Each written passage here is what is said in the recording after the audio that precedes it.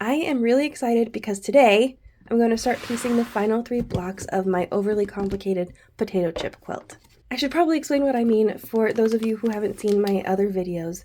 Basically, I bought this gorgeous fat quarter bundle from the fat quarter shop a couple years ago, and I've been wanting to make something with it for a really long time. So a couple months ago, I finally got tired of waiting for the perfect pattern, and I decided to just go simple and do a potato chip quilt.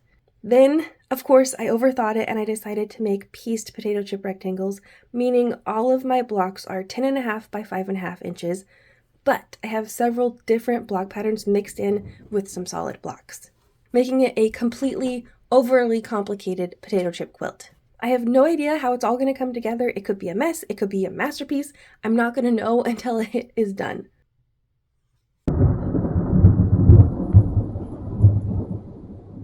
Now, last month I came up with this randomness generator system so I won't mess up the process by overthinking again. So basically, these blue squares represent a pattern and these white hashtags correspond to a pair of fat quarters that I've got right over here. So you see this is number 1, 2 fat quarters. So for each block, I'm going to pick 2 pairs of fat quarters to go along with it. So I have 6 pairs left and 3 blocks left. So now I just need to do my random draw and then I can prepare my fabric. I put them all in this little bag so I can really be extra random about it. I don't want to peek. I'm just going to twist these around and mix them up. And now I'm going to pick a block. Not that one. Let's do this one. So that is half square triangles. And then I need 2 fabrics, 2 pairs of fat quarters. Do this one. 1. Right on top. And 5. Let's see what 5 is. Okay, so these are my half square triangles. Try to keep these together so I don't get them confused. Next block. Diamond and basic. So I'm going to do 1 pair of fat quarters in a diamond pattern, and then the other pair I'm just going to cut all solid blocks because I want enough to mix in that the quilt doesn't get overwhelmed with wild patterns. So I've got diamonds and basics, and also the diamonds take a lot of fabric. I wouldn't get very many diamond blocks out of that. Okay, number 4. So this is either a diamond or a basic, and let's do this one. 10.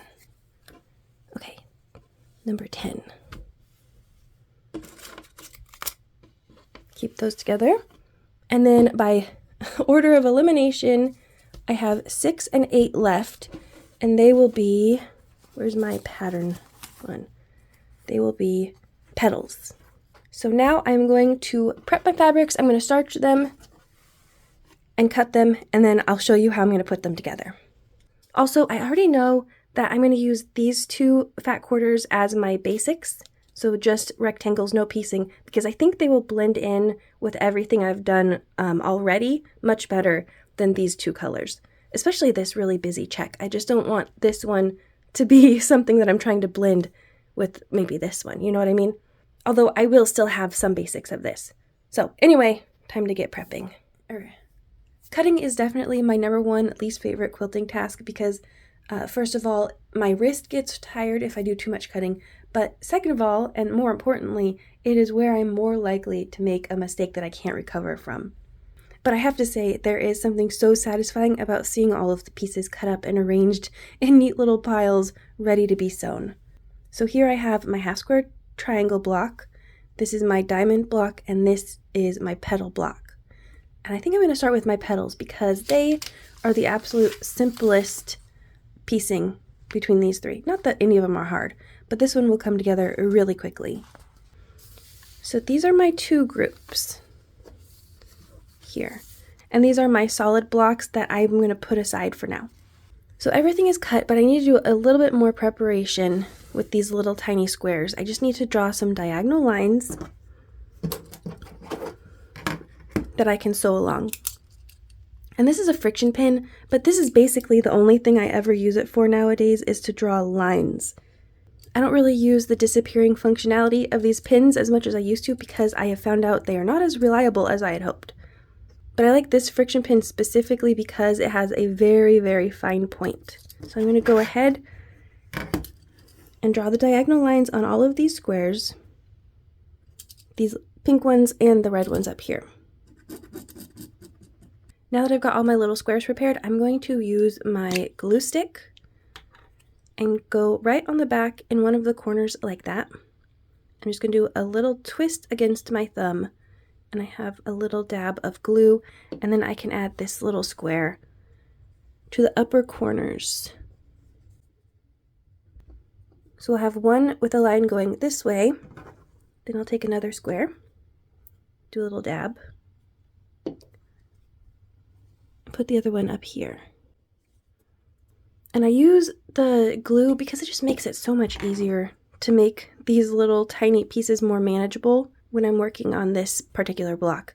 I don't always use glue, but in this case, I'm not going to save this tiny little half square triangle that's going to end up there, and I'm just going to cut that away, so the glue doesn't even matter. And then after I've let the glue dry for a little bit, just a couple minutes, I'm going to go ahead and sew directly on each of those marked lines. Since I'm using these woven fabrics, I need to remember to shorten the stitch length. And again, I have no idea how short is short enough. I'm just guessing. So I'm lowering that down to 1.5, and I hope it works. All I have is hope. Then for each of my blocks, I'm going to sew one corner, get all the way to the end of my set, and then turn it around and sew this corner. And this is going to be so fast.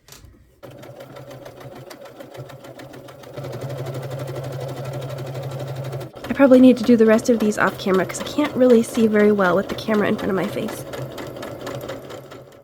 For these blocks, I'm going to press one corner under like this and one corner up like this, just so when it comes time to sew the two blocks together, it should hopefully nest pretty well right here. And I don't cut my corners before I press because it just gives it a little bit more stability. And then after I've got a good strong press, that is when I will trim off the excess fabric. I also want to note, with this fabric, I could have done either side because I think both sides look nice. So this has a darker accent and this has a brighter one. And I just liked this side just a little bit more. And the same thing goes for this fabric.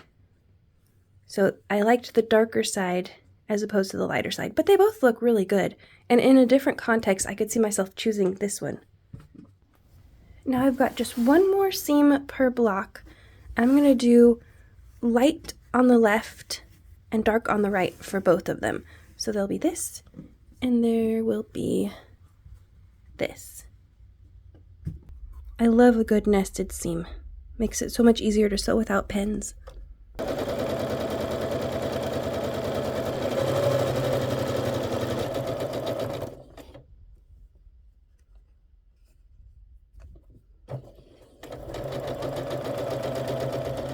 I'm going to press all of these open so I can distribute the bulk of this seam evenly.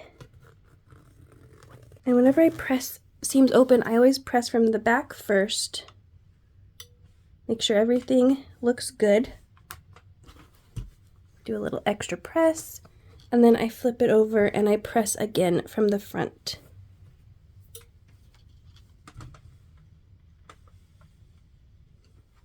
So there are all of the petal blocks pressed and finished. Here is set A, and here is set B. So I'm going to set those aside with the solid blocks, and I'm going to move on to my diamond blocks. So here are all the basic blocks. I'm just going to gather these up, actually, and take them to my cutting table. I just realized that I've been calling this a diamond block, but it's actually a square and a square block. And it should come together pretty quick because it's simple, but also I'm only doing a few. I think I have 6 total that I'm going to be making. So each square needs 4 triangles, and I'm going to put the 2 on opposite sides on first. I'm going to sew those, and then once I have pressed those, I will add the other 2 triangles. One of my favorite tips to get these to align well is to press them in half, but in opposite directions.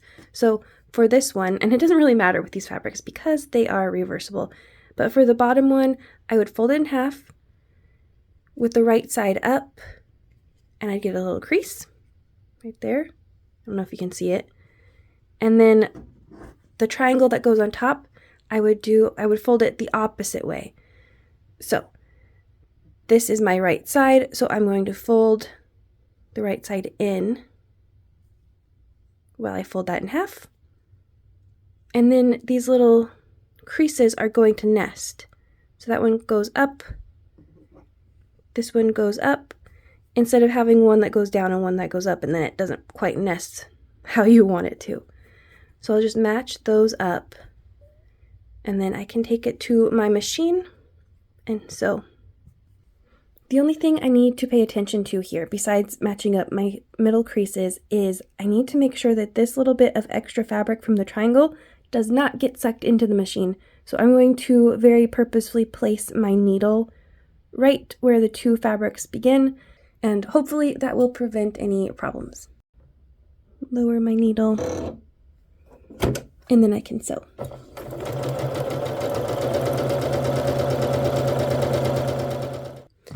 I'm trying to figure out how I want to press these blocks. I think normally I would press them like this, just towards the corner, but I actually think I'm going to press them open this time.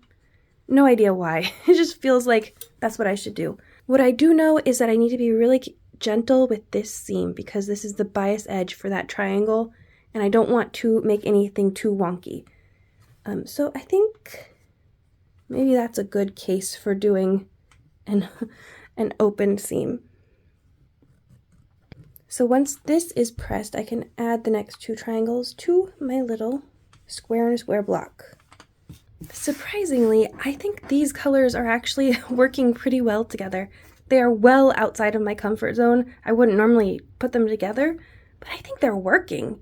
My only issue is that I think that they might be really jarring in the main quilt because I had planned on putting them together like this, but I think it might be more easy on the eyes if I did them as pairs. So I have one of those and one of those, but the problem is that I have just two more left, so I'll have three different groupings. So I'll have two plaids, two purples, and then one of each, and hopefully they won't be too jarring that way in the main quilt. So 2 blocks down, 1 to go, and this time it's half square triangles, and it's a lot of half square triangles. This is going to be another pretty simple block. It's just going to take a long time because there's so many half square triangles. So basically, a quick rundown. I'm going to mark the backs of the lights of each of these sets. I'm going to sew on either side of that line. Then I'm going to cut that in half, press it, and trim them all down to, I think it's 3 inches. But for your sake and for my sake, let's skip ahead to those finished, trimmed up half square triangles so I can show you what I want to do with these blocks. Okay, here are my half square triangles in both colorways. You can see this has a much lower contrast than this set does. And I think that because this is low contrast, it would sort of be a waste of effort to do something more complicated or different than just this basic setting here. And I was thinking because this has such a high contrast, I should do something different with it instead of the just one-way setup that I've got going on over here. So I have sort of a pinwheel going here, and I'm not really a big fan of that either. So I don't know exactly what I'm going to do with this right now. So for now, I'm going to just put together my purple blocks like this. It should go pretty quickly. I don't have to do any mental gymnastics to make sure I have my pieces aligned correctly. I can just do everything the same. I also have enough half square triangles to do a mixed block, but I'm not really liking how the two colorways are mixing together. It just seems very jarring. And in fact, I'm not really very fond of this combination at all. But you know, it is what it is. So I'm just going to have to play with it, I think. I've done a couple different setups and nothing really is speaking to me. So it might turn out that I just don't do this mixed block and I try to use these half square triangles in a different way, maybe, I don't know, but it's not looking good so far. Okay, I split my half square triangle units in 2 groups, and for one group I'm going to press to this side, and for the other half I'm going to press to this side. That way I can nest my seams and keep everything neat and tidy. I think after this I'm going to press my seams open, but I think nesting really will work well right here. So here is the purple colorway of my half square triangles. Very simple. And here is the red and purple one, which I'm not exactly loving. I decided that because I don't like these colors together very much, I wouldn't do anything more complicated, so I wouldn't draw attention to these blocks any more than was necessary. So I kept them real simple, just like the lower contrast purples. And then I have a bunch of unused half square triangles because I just didn't want to mix these 2 colorways together. I may have to use these and the other scraps that I have to make sort of cobbled together blocks, depending on how many actual blocks I have, because I'm not sure how many basic unpieced blocks there are and how many I have pieced. I have to get organized, and then I have to figure out how I want to lay out my quilt. So depending on how big I want to make it, I might really need to dig into those scraps and make it work. I'm so happy to have these final 3 blocks done. I'm really excited to start planning out the quilt pattern because I'm really nervous to see how it all comes together. Thanks for spending time with me today, quilters. If you want to support this channel and help me buy supplies and materials for future videos, please visit my Buy Me a Coffee page linked in the description below. If you enjoyed this video, please like, comment, and subscribe so you don't miss upcoming videos. And I'll see you again real soon. Bye!